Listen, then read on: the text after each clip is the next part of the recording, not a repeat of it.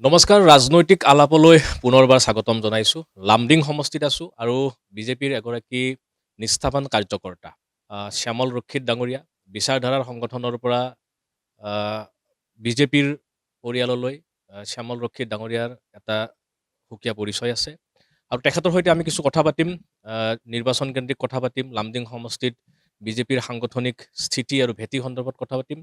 শ্যামল ৰক্ষিত ডাঙৰীয়া, আপোনাক স্বাগতম জনাইছোঁ। মই নিউজ প্লাছ চেনেলক ধন্যবাদ দিছোঁ যে আপোনালোকে ইমান দূৰত আহি আমাৰ কমচে কম হোজাই জিলাৰ ইয়াত বাৰ্তা ল'বলৈ আহিছে। এতিয়া আজিৰ তাৰিখত যদিওবা লামডিং সমষ্টিত, লামডিঙেই নহয়, কোনো এটা সমষ্টিতেই বিজেপিয়ে প্ৰাৰ্থী তালিকা ঘোষণা কৰা নাই, কিন্তু হয়তো খুব কম সময়ৰ ভিতৰত প্ৰাৰ্থী তালিকা ঘোষণা কৰিব।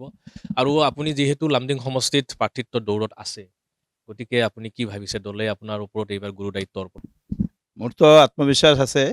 মই দলৰ টিকেট বিচাৰিছোঁ। আমি যোৱা বছৰো মোৰ হোজাইত নাম আহিছিল, কিন্তু কোনোবা কাৰণত হোৱা নাই।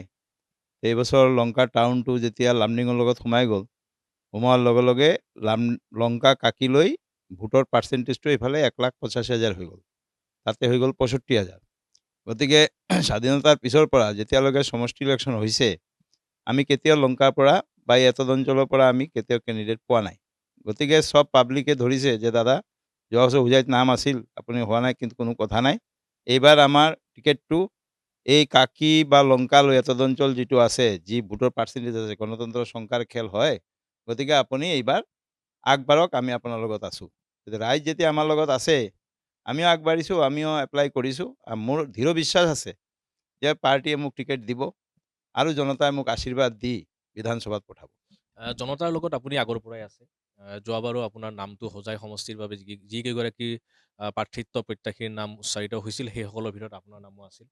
আৰু এইবাৰ যিহেতু আপুনি ইতিমধ্যে উল্লেখ কৰিলে যে সমষ্টি পুনৰ নিৰ্ধাৰণৰ পিছত কাকি লংকা এই অঞ্চলখিনি লামডিং সমষ্টিত অন্তৰ্ভুক্ত হ'ল আৰু এই অঞ্চলত সৰহ সংখ্যক ভোটাৰ আছে, 1,60,000, 85,000 ভোটাৰ আছে। গতিকে এই দাবীটো নিশ্চয় এই স্থানীয় ৰাইজৰ পৰা উত্থাপন হৈছে যে লংকাৰ পৰা বা হোজাৰ এই স্থানৰ পৰা, কাকিৰ পৰা এজন প্ৰাৰ্থী থিয় কৰাব লাগে। গতিকে দলে এই কথাটোক কিমান দূৰ গুৰুত্ব আৰোপ কৰিছে, আপুনি কি ভাবে? না, দলেতো ধৰক গণতন্ত্ৰৰ এটা নিয়ম আছে, সংখ্যাৰে খেল হয় গণতন্ত্ৰত। এতিয়া সংখ্যা য'ত ইফালে বেছি আছে, আমি আশা কৰোঁ পাৰ্টীয়ে এইটো চিন্তা কৰিব, কাৰণ এইটোতো পাৰ্টীৰ নলেজত থাকিবই। কোনোবা ক'বৰো দৰকাৰ নাই, কাৰণ যেতিয়া ভৌগোলিক স্থিতি হয়, ভৌগোলিক স্থিতি আমাৰ পাৰ্টীৰ হাইকমাণ্ডবিলাকে চাবই, আৰু এইটো চোৱাৰ পিছত তেওঁলোকে কি বিবেচনা কৰে, মোৰতো হিচাপে যে ইফালে বিবেচনা কৰিবই, কাৰণ সংখ্যাৰ খেল যদি যেতিয়া আছে এইটো কৰিবই। আমি যি খবৰ পাইছোঁ যে তিনিজনীয়া প্ৰাৰ্থী তালিকা, প্ৰাৰ্থী পেনেল প্ৰত্যেকটো বিধানসভা সমষ্টিৰ পৰা প্ৰেৰণ কৰা হৈছে। যিকেইটা নতুন বিধানসভা সমষ্টি তাৰ পৰা 5জনীয়া প্ৰাৰ্থী তালিকা প্ৰেৰণ কৰিছে, আৰু পুৰণি যিকেইটা সমষ্টি সেই সমষ্টিৰ পৰা তিনিজনীয়া প্ৰাৰ্থী তালিকা ইতিমধ্যে ৰাজ্যিক বিজেপিয়ে কেন্দ্ৰীয় নেতৃত্বলৈ প্ৰদান কৰিছে। গতিকে সেই তিনিজনীয়া তালিকাত আপোনাৰ নাম থকা বুলিও আমি বিভিন্ন সূত্ৰৰ পৰা, বিশেষকৈ দলীয় সূত্ৰৰ পৰা আমি জানিবলৈ পাইছোঁ। গতিকে যদিহে দলে আপোনাক প্ৰাৰ্থিত্ব প্ৰদান কৰে, তেন্তে আপুনি লামডিং সমষ্টিৰ কোনবোৰ বিষয়ক আপুনি অগ্ৰাধিকাৰ দিব এজন প্ৰতিনিধি হোৱাৰ সুযোগ পালে? শুনক, এতিয়া যিটো ভাৰতৰ যিটো আমাৰ বিজেপি চৰকাৰ আছে, NDA চৰকাৰ, NDA চৰকাৰ গোটেই ভাৰতবৰ্ষ ডেভেলপ কৰি আছে। তাৰ লগত মোৰ লামডিঙৰ ছুট নহয়, লামডিঙতো ডেভেলপ হৈছে, হোৱা নাই বুলি আমি নকওঁ। আজি যদি আমি লংকা ষ্টেচনত গৈ থিয় হওঁ, চাম যে কেনেকুৱা ষ্টেচন হৈছে, আমি ভাবিব নোৱাৰোঁ যে আমাৰ যেতিয়া জন্ম হৈছে, আমি ডাঙৰ হৈছোঁ, ইয়াতেই মোৰ লেখাপঢ়া, ইয়াতেই মোৰ চব। গতিকে মই দেখিছোঁ ষ্টেচনটো কি আছিল, আজি ষ্টেচনটো গ'লে কি হয়। এতিয়া আমাৰ ঘৰৰ আগত যিটো ৰাষ্ট্ৰীয় ৰাজমাৰ্গ হৈছে, এই ৰাষ্ট্ৰীয় ৰাজমাৰ্গ আমি আগৰ যে কংগ্ৰেছ চৰকাৰ আছিল, 70 বছৰ যিমান দিন কংগ্ৰেছ চৰকাৰ স্বাধীনতাৰ পিছত চলাইছে, তেওঁলোকে এইবিলাক চিন্তাও কৰিব পৰা নাই আৰু ৰাইজক তেওঁলোকে দিবও পৰা নাই। কিন্তু এতিয়া আমাৰ দেশত এনেকুৱা এজন প্ৰধানমন্ত্ৰী আছে, যি প্ৰধানমন্ত্ৰীয়ে যি কাম কৰি আছে, এই কামত ৰাইজ বহুত সন্তুষ্ট আছে। আৰু আশা কৰোঁ যে আমাৰ যে কাকি অঞ্চল, লামডিং সমষ্টিটো 3টা ইয়েতে আছে। এটা আছে ধৰক লংকা টাউন, কাকি এতদ অঞ্চল আৰু লামডিং চহৰ। 2টা চহৰ আছে আৰু আপোনাৰ 18টা পঞ্চায়ত আছে। সেই 18টা পঞ্চায়তৰ আৰু লামডিঙৰ নগৰ আৰু হোজাই আমাৰ লংকা নগৰ, এইখিনি কামৰ ডিফাৰেঞ্চ আছে। আজি যেনেকুৱা আমাৰ কাকিত কি আছে, কাকি কৃষকেৰ সবচেয়ে অগ্ৰগতি দিব লাগে, কাৰণ যি দেশত কৃষক, আমাৰ দেশটো হ'ল কৃষি প্ৰধান দেশ। গতিকে যদি কৃষক অগ্ৰাধিকাৰ নাপায়, তেতিয়াহ'লে এই দেশৰ উন্নতি হ'ব নোৱাৰে। গতিকে আমি দেখিছোঁ কাকিত যি খেতি ব্যৱস্থা কৰিব লাগে, তাত যমুনা এটা কেনেল, এই কেনেলটো তাৰ আগত আনিব লাগে। এইটো যেতিয়া কৰি দিয়া হয়, তেতিয়া কৃষকবিলাক বহুত উপকৃত হ'ব। ২ নম্বৰ হৈছে কাকিত ভাল এটা হস্পিটেলৰ ব্যৱস্থা নাই। যিটো আজি যোৰাপুখুৰী হস্পিটেল আছে, কিন্তু এটা মেডিকেল কলেজ আহিছে। এই মেডিকেল কলেজটো আমি ভাবিছিলোঁ যে এইটো কাকিত হ'ব লাগে। কাৰণ কাকিতে এতিয়া যদি হোজাই জিলাত আমি মাটি বিচাৰোঁ, ১০০ বিঘা মাটি একলগত বিচাৰিলে কাকিত পাম, বাকী ক'তো নাপাম। গতিকে আমি ভাবিছিলোঁ এইটো কাকিত হওক, কিন্তু এইটো হয়তো হোজাইত কৰিবৰ কাৰণে ব্যৱস্থা লৈ আছে। ৩ নম্বৰ হ'ল ইয়াতে ছায়েন্স পঢ়াৰ কাৰণে ল'ৰা-ছোৱালীক যাব লাগে গুৱাহাটী, যাব লাগে নগাঁও। গতিকে ইয়াত এটা ছায়েন্স কলেজৰ দৰকাৰ আছে। গতিকে এইবিলাক বস্তু যে আছে, এইবিলাক বস্তুটো আমি কৰিব ৰাস্তা-ঘাট যিটো জেনুইন হ'ব এইটোতো হ'বই। কিন্তু পাব্লিকৰ যিবিলাক বেছি গুৰুত্ব আছে, যেনেকুৱা শিক্ষা, স্বাস্থ্য আৰু পানীয়। এই ৩টা ব্যৱস্থা প্ৰথম হ'ব লাগে। গতিকে এইবিলাক ব্যৱস্থা যিবিলাক আমাৰ আগৰ MLA ১০ বছৰ থকাৰ পিছত যিমানখিনি তেওঁ কাম কৰিছে, বাকী যি কামবিলাক কৰি আছে, এই কামবিলাক আমি ৰাইজৰ লগত মিলি কৰিম। আৰু ৰাইজে আমাৰ মালিক, আমাক ৰাইজেহে প্ৰতিনিধি বনাব। গতিকে ৰাইজৰ লগত পৰামৰ্শ কৰি কোন কাম আগত লাগে, সমস্যাটো বহুত আছে। কিন্তু কোন সমস্যাটো আগত সমাধান কৰিব লাগে, এইটো আমি ৰাইজৰ লগত মিলিয়ে খাটাং কৰিম।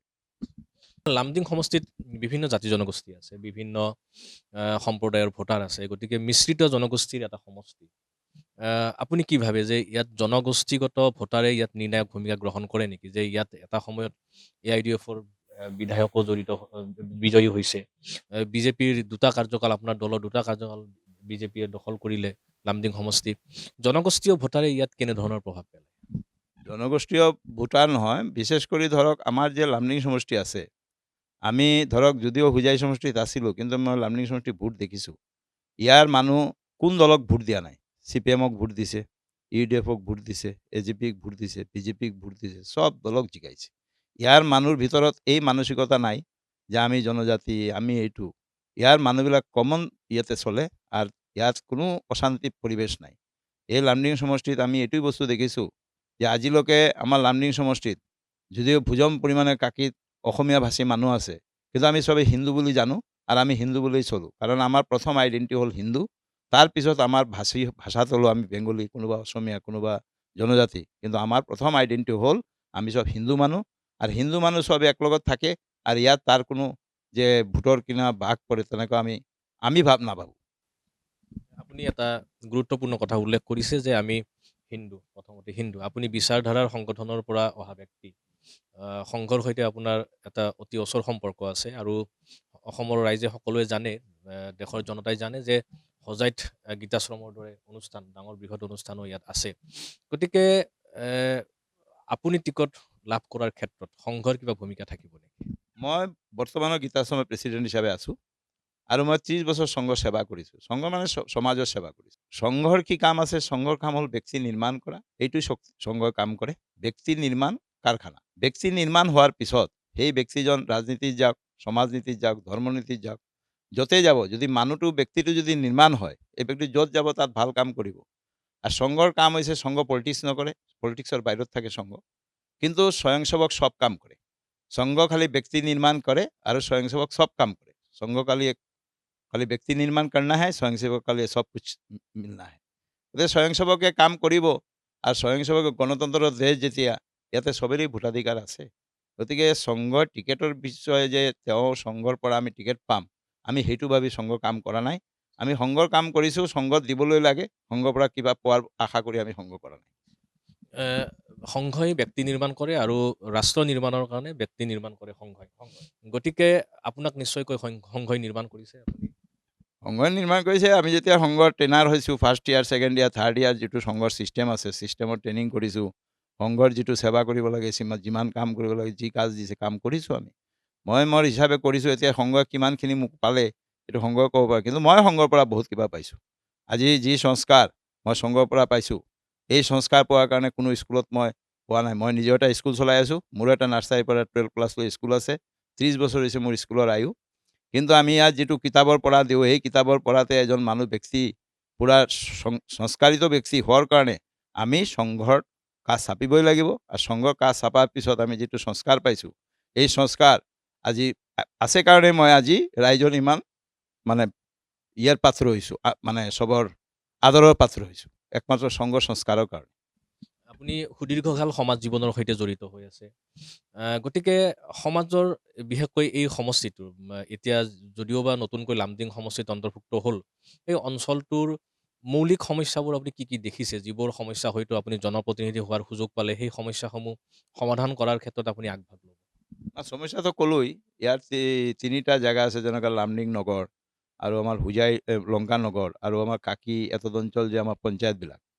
৩টা জেগাত ৩ ৰকম বৈষম্যতা আছে। যেনেকৈ আজি কাকি অঞ্চল যিটো আছে, এইটো হ'ল বহুত পিছ পৰি আছে। কিন্তু ইয়াত শিক্ষিত নিবনুৱা ল'ৰা-ছোৱালী বহুত আছে, যিটো নেকি আমি গৰ্ব কৰিব পাৰোঁ। সেই হিচাপে তাত কিন্তু আমি এই নিবনুৱা সমস্যাৰ সমাধান কৰিব পৰা নাই। কিন্তু আজি চৰকাৰে কি কৰিছে যে আপোনাৰ যিটো আমাৰ স্কিল ইণ্ডিয়া যিটো কৰিছে, স্কিল ইণ্ডিয়াৰ থ্ৰুতে বহুত কিবা আমি ইয়াত ব্যৱস্থা কৰিব পাৰোঁ, য'ত নেকি আমাৰ ল'ৰা-ছোৱালীৰ বহুত সুবিধা হ'ব।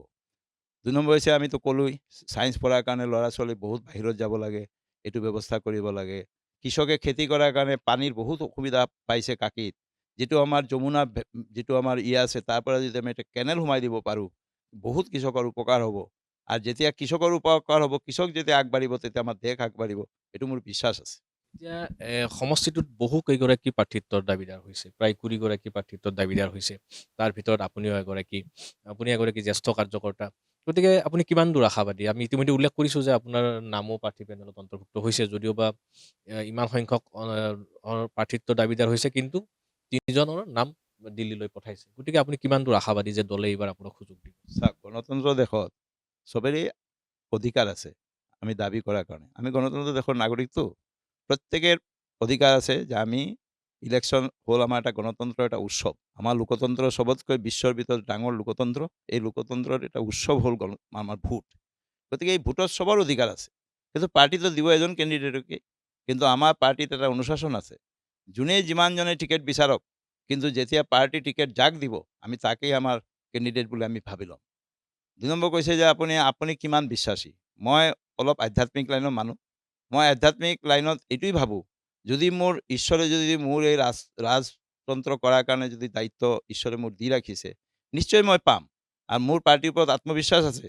পাৰ্টি ভালকৈ বিবেচনা কৰিব, কৰি যদি আমাক সুযোগ দিয়ে জনতাৰ কাম কৰাৰ কাৰণে, আমি পাম আৰু আমি জনতাৰ কাম কৰিম। মই এটা অৰাজনৈতিক প্ৰশ্ন আপোনাক সুধিম। যিহেতু আপুনি সংঘৰ এগৰাকী কাৰ্যকৰ্তা বা সংঘৰ এগৰাকী সেৱক। এসময়ত অসমত এনেকুৱা পৰিৱেশ আছিল যে RSS বুলি ক'লে অসমৰ মানুহে অস্পৃশ্য জ্ঞান কৰিছিল। RSSক অসমৰ বিশেষকৈ জাতীয়তাবাদী শিবিৰে ভাল চকুৰে চোৱা নাছিল। কিন্তু তেনে কণ্টকাকীৰ্ণ পৰিৱেশৰ মাজৰ পৰা সংঘই ইয়াত সংঘৰ কাম-কাজ চলাই গৈছে আৰু প্ৰত্যাহ্বান নেওচি আজি সংঘৰ গ্ৰহণযোগ্যতাটো অসম ভূমিত যথেষ্ট বাঢ়িছে আমি দেখিবলৈ পাইছোঁ। যে সংঘৰ এই নিৰৱচ্ছিন্ন যিটো কাম, সংঘই অসমত হিন্দুত্ববাদক আ প্ৰতিষ্ঠা কৰিবলৈ সক্ষম হৈছে নে নাই? হিন্দুত্ববাদ কি চাওক, আমিতো প্ৰথমত ভাৰতবৰ্ষত যে আমি যি দেশত আছোঁ, এই দেশটো হ'ল হিন্দুৰেই দেশ। ৮৭% য'ত হিন্দু আছে, তাত হিন্দু দেশ হিচাপে ডিক্লেয়াৰ কৰিব দৰকাৰ নাই। কাৰণ আমি 87% য'ত আছোঁ, তাত এইটো হিন্দু দেশ। আজি ধৰক আগত যিটো কৰিছে তেওঁলোকক ভুল ভ্ৰান্তিত মানুহবিলাকক ভুল পথতে পৰিচালিত কৰিছিল। কিন্তু আমি সংঘৰ কাৰ্যকৰ্তাই কি হৈছে মানুহক বুজাব পাৰিছোঁ। আমি যি কাম কৰিছোঁ আমি ভাবিছোঁ যে আমি কামত ছাকচেছ হৈছোঁ, যাৰ কাৰণে অসমত এতিয়া এটা আমূল পৰিৱৰ্তন হৈছে। এতিয়া যেনেকৈ হিন্দু কওঁতেই কালি এক জেগাত মই গৈছোঁ, মোক কৈছে, "দাদা আমি বিজেপিক ছাড়া কাক ভোট দিম?" কাৰণ অসমত এই যে কংগ্ৰেছ দল এটা আছে, এই কংগ্ৰেছ দলৰ যি প্ৰেচিডেণ্ট বনাইছে, যি প্ৰেচিডেণ্ট হ'ল দলৰ মুৰব্বী। সেই মুৰব্বীজনৰ ২ জন ল'ৰা-ছোৱালী, এজন তেওঁৰ পৰিবাৰ। এই ৩ জনক তেওঁক বিদেশী আৰু তেওঁ নিজে ইয়াৰ দায়িত্ব লৈ বহি আছে। যিজনে নিজৰ ল'ৰা-ছোৱালীক অসমৰ সংস্কৃতি, অসমত ভোটাধিকাৰ কৰিব পৰা নাই, তাৰ বিশ্বাস হোৱা নাই, সেইজন মানুহ কংগ্ৰেছে দায়িত্ব দি ৰাখিছে। সেইজন মানুহ যে ডাইৰেক্ট পাকিস্তানৰ এজেণ্ট, এইটো ৰাইজে গম পাইছে। গতিকে আমি সংঘই যিমান কৰিছোঁ, বাকীবিলাক তেওঁলোকে বিৰোধী দলৰ যি স্থিতি, এই স্থিতিতে পাব্লিক আৰু আমাৰ হিন্দুত্বৰ ইয়াত বেছি আগবাঢ়ি আহিছে। কাৰণ দেখিছে, এতিয়া অসমত আপুনি যিমানটা দল চাওক, AGP, BJPৰ লগত NDAত আছে। বাকী যিমান দল আছে, আজি কংগ্ৰেছৰ কি স্থিতি? কংগ্ৰেছটো এতিয়া পাকিস্তানৰ এজেণ্ট হৈ কাম কৰি আছে আমাৰ গৌৰৱ গগৈ।